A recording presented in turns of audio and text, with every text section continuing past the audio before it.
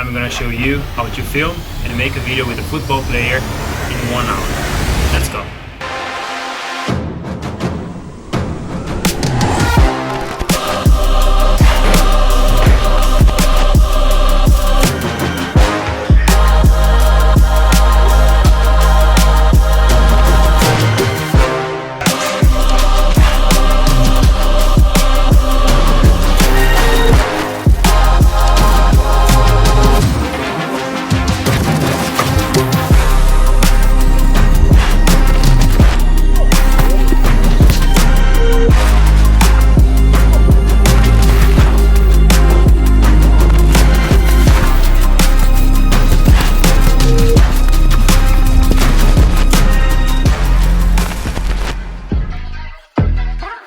So a friend of mine who I play football with put me in touch with Fredrik, who is a PSV football player. So we started discussing the possibility of meet up for approximately 1 hour to shoot, where he was going to train 30 minutes in the football field and 30 minutes in the gym. So the plan was to make something simple and easy and not to disturb him while training because he was recovering from an injury.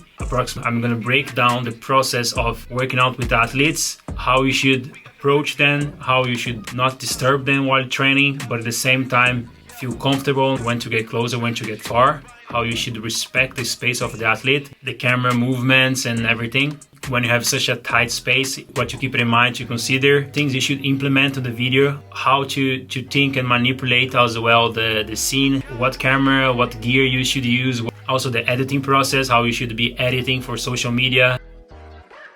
On these videos, I'm gonna be posting here often this workflow between me and the athletes, football teams, sports, whatever. On the end of it, I'm also gonna be sharing what I could be doing better.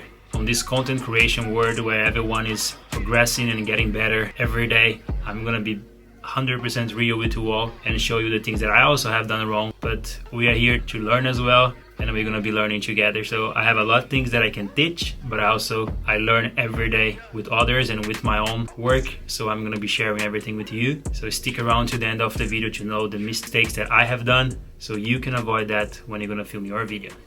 So first things first, gear. So when you're gonna have a shoot like this and you have such a short amount of time, you don't wanna be switching cameras, you don't wanna be switching things all the time. So for that specific video, I'm gonna be using the Sony ZV-E1, and I love this kind of shoot, run and gun style, some photos, some videos. So I was testing out the ZV-E1 for photos as well. It's 12 megapixels, but if you know where you're gonna use that, like in my case, it was just social media, that's more than enough. It was mainly shoot with this 24-70. I always trying to change the angles, go low, go high, trying to do something different so it doesn't look exactly the same. And also the 16-35. And I use the Sony A1 for shooting some photos with the 400 2.8. I really like the depth that you get from the image. With the 400 is definitely one of my favorite lenses. But for most of the time, I was shooting with the ZV-E1 and the 24-70. And then when I got to the gym, I didn't get enough of lights in there, it was really dark. So then I also switched a little bit to the 51.2, which was better and helped to change a little bit the dynamic of the video. So that's also a really important thing, but I'm gonna be talking about that later. So now gear out of the way. This is a really, really important thing when you work with athletes. Do not be on their way, do not disturb them. What they do in there is their priority. They get paid to do that, that's their work, that's their job. So you cannot disturb them in any way.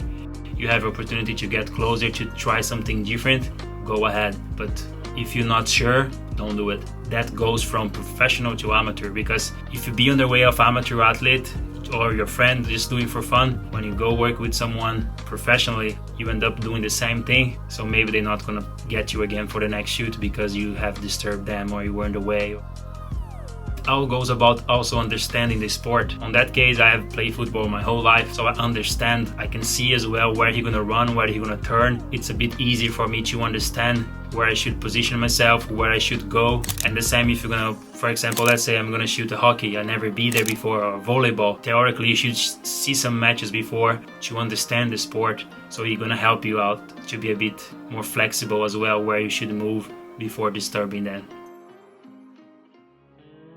So one thing I tried out as well was the difference between the active stabilization and the dynamic active. I'm extremely surprised how well it performed, and you can see the difference between those clips. I'm just running by his side with the active, and here the dynamic active, and you see the difference. I personally like a bit of the shake, so I was just trying something different to also test the camera out. But one thing to keep in mind as well is that when you're using the active and the dynamic, you have a bit of a crop when you're gonna use those features.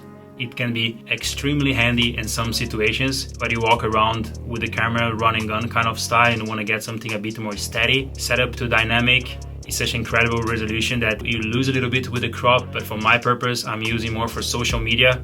It doesn't matter that much. I was filming everything in 4K, 50 frames per second, everything in scene tone. I wasn't using S-Log because I needed to edit that quickly. So let's go to the gym part. So after we're shooting there in the football field, our friend Erik, he has a really good facility there. He built up at his house. He worked out with several athletes in Norway. It was good for a player to train, and for Erik, it's perfect. It's more than good enough. But for me to go around, it was a bit smaller, so I had to adapt. It's no problem, of course. They don't have people there filming every day. That's not made for it. It's made to train the athletes. That's also what I like, to adapt with the situation and trying to think in a different way without staying on the way of Fredrik, which was training, but also on the way of Erik. It was like a teamwork. He was guiding him to the training, also helping him, holding things for him. That's one thing also to keep in consideration. It's not just the athlete that you need to be careful. It's also the person working together with the athlete. They were going to be there for approximately 30 minutes. I was going around him. Same process, going low, going high, trying to implement my style and not be on their way in the same time. And then I quickly switched to the 50-1.2, so I got a lot of light coming in. 1.2 is a perfect aperture to film in those kind of situations. You can get really close to the subject and blurry everything out in the background. So I really love the way it looks. Trying to get some different shots so that you go from left to right, close, wide, and everything. So that's why it doesn't look everything the same. I don't like when I'm gonna see a video and I know, oh, this whole video was shot with the 24mm, for example. So I like to see a bit of different shots, some tight shots, some wide shots. One really good thing as well to try it out, it's the lower shutter speed. I set it up, I don't remember exactly, but it was probably around 10 or sometimes 20. You could have this kind of blurry effect that you could get when you have the shutter speed to 50 or 100. And I just love the way it looks, and it kind of spice it up. I edit a little bit. When working with players, athletes, or other brands in general, try to implement something around. They had a PSV jersey in the wall, but it was not on camera. So what I did was I just moved from one side to the other where it could always appear in the background. That's what I mean about connect the player with the team what he plays for. So that's also why I use the PSV jersey in the beginning. It doesn't mean you're only gonna work on this specific case. You also work if you're doing a video for a restaurant, for another brand, for whatever, implementing the brands around it or sponsors.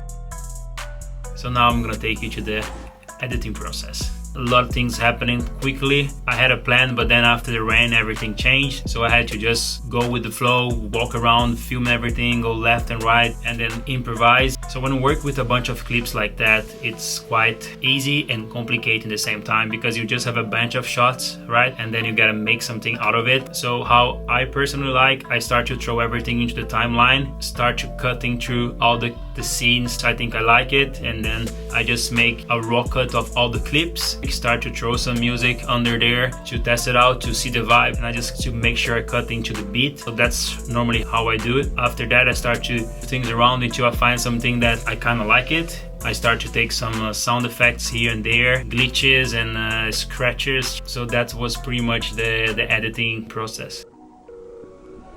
So like I say, I'm gonna now be talking about the things that I personally think I could have done better. And one of them was probably filming S-Log.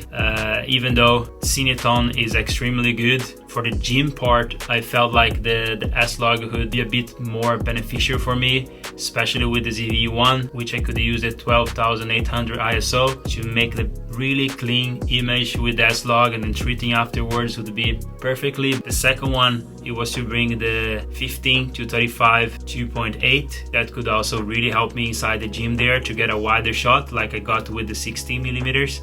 But it was 4.0. It's a smaller lens, it's really compact, it's perfect for the running gun. But for the low light scenario, on this case, since I wasn't filming an S-Log, I felt like the 2.8 would help me. Other things I felt like I could have done better was to get a bit more of close-up, other subjects in general, could get some more. But since I was like running around and it's such a short amount of time, made a bit difficult. But it's of course something that for the next time, I will make sure I get some more of those clips. So keep that in mind. Get some other B-rolls as well, not just the athlete. The rain played a big part into why I had to change the whole process, but I'm here to be honest and show what you can still do under the circumstances that you have. Then the result, I'm pretty happy with it. It was a short clip, it was for social media. Like I say, don't need to always be perfect, but always can be better, and we learn from our mistakes and we implement into the next project and we get better and keep progressing. Stay tuned, there is a lot more videos coming out soon. I hope you have enjoyed the video, you have got some value from it, have probably learned something here and there, learned from my own mistakes. Make sure to subscribe, and I see you soon. Peace. I would like to thank Yoon in Norwegian and John in English for helping out with the behind the scenes, and Fredrik and Eric for helping out as well with the shoot.